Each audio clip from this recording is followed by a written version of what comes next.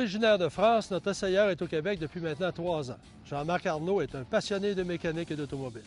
Il a hâte de partager avec nous son point de vue européen sur une voiture on ne peut plus américaine. Les attentes dans un véhicule sont sa polyvalence, sa sécurité ainsi que son coût qui englobe l'entretien et la consommation du véhicule.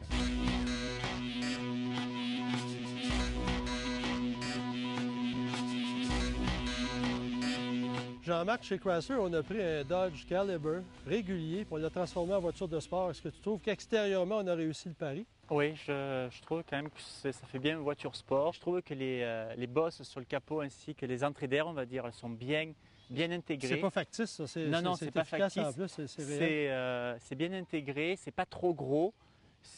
Moi, personnellement, j'aime bien. Ça va avec la voiture. Même le déflecteur avant avec les deux phares anti-brouillard, ça donne un coup là, de... Ouais, et on voit comme c'est pas quelque chose de rapporté. Ils ont vraiment étudié une pièce pour que ça aille sur la voiture. Oui, parce qu'il faut dire que c'est une voiture, là, c'est un 5 portes à vocation pratique, là, plus que sportive. Il ne faut pas oublier aussi ce qui fait là, une voiture sport, c'est les roues. Oui, c'est vrai que les grosses roues, les jantes de 19 pouces, avec en plus les étriers de frein apparents, c'est ça, de couleur rouge. Ça ajoute quand même une touche très sportive. Mais là, on dit toujours un aileron ici. Quand même, le déflecteur est assez important. Oui, mais je trouve que ça va bien dans la ligne de la voiture. J'aime bien. Moi aussi, je suis d'accord qu'on a réussi parce que c'est pas trop chargé non plus. Le SRT4, ça veut dire Street and Racing Technology, là, si je me souviens bien. 4, c'est le nombre de cylindres.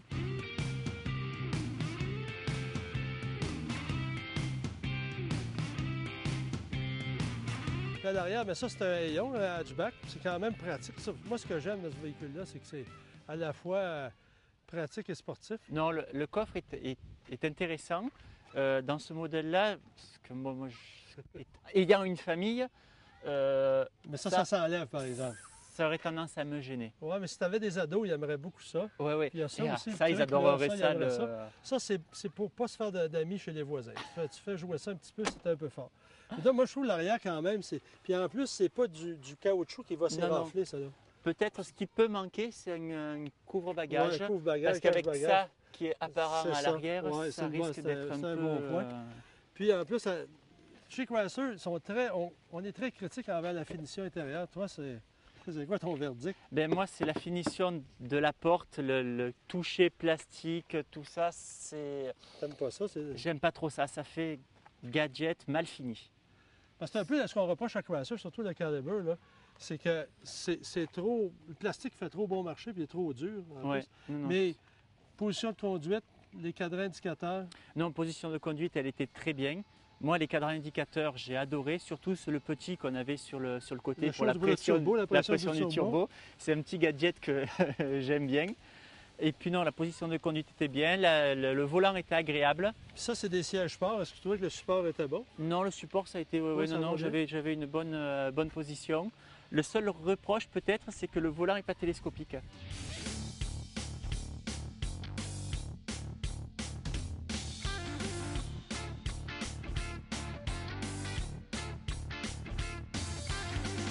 C'est une voiture sport. L'arme d'un moteur sport, c'est la mécanique. Oui. On a un 4 cylindres turbo compressé de 285 chevaux, qui a une boîte manuelle à 6 rapports. À ce prix-là, il pourrait mettre un truc autre qu'un petit truc.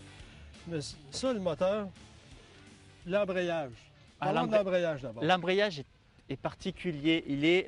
On n'a pas beaucoup de courses et il est très dur, voilà. Ouais. Assez dur. Et il faut quand même avoir une certaine habitude des voitures à boîte manuelle.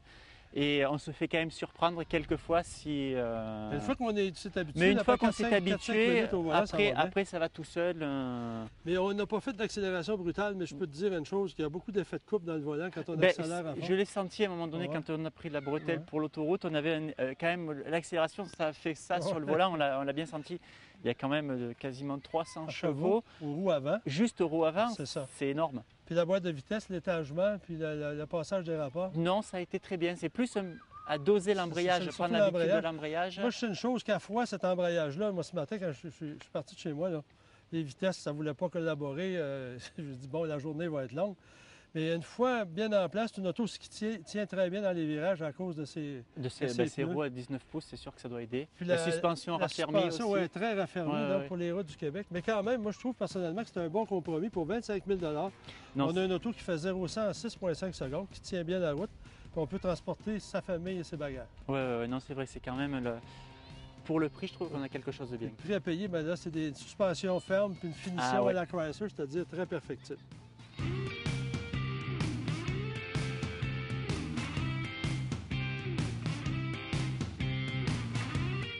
Jean-Marc, crois-tu qu'une Calibre SRT4, ça se vendra en Europe? Non, ça ne marcherait pas à cause de son moteur qui est beaucoup trop gros, beaucoup trop gourmand en essence. Ça ne marcherait pas. Ce ne serait pas un bon achat en France. Mais si on fait exclusion de ça, au niveau tenue de route, agrément de conduite, est-ce que ça se compare à ce qui est déjà offert en Europe dans cette catégorie-là? Oui, je pense. Tenue de route, agrément de conduite, oui, l'embrayage est dur, mais c'est des voitures sportives, ils sont comme ça, c'est obligatoire.